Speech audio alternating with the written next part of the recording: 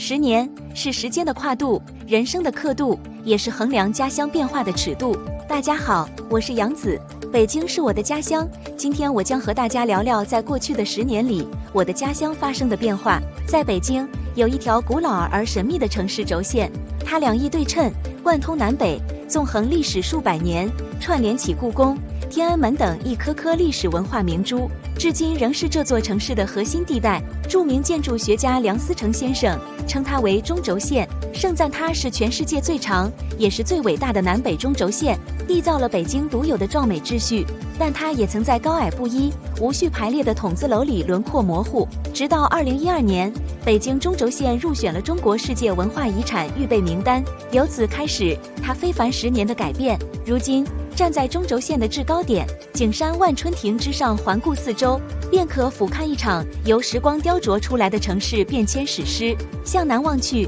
气象森严的紫禁城尽收眼底，红墙黄瓦的宫殿鳞次栉比，整齐有序，东西两侧满目葱茏，又高楼林立，妙应寺的白塔与万家灯火相映成趣，诉说着古老与现代碰撞相融的传奇。凭栏北望，鼓楼与钟楼遥遥相望，更远处的鸟巢和奥林匹克塔依然清晰，仿佛揭开了中轴线不断生长的部分谜底。这10年里，生长在中轴线上的人们经历了拆迁与重建，更多人开始相信中轴线是活起来的遗产，是可以永不落幕的舞台。曾经，老北京的中轴线北端只到钟鼓楼就结束了，而今天，北京中轴线一路向北延伸，鸟巢、兵立方等建筑正成为北京奥运文化的新地标，向世界述说着这座双奥之城的时代新貌。物理空间之外，数字空间也正不断的蔓延，在虚拟现实里来一场云游，在沉浸展览里身临其境地穿进历史的教科书，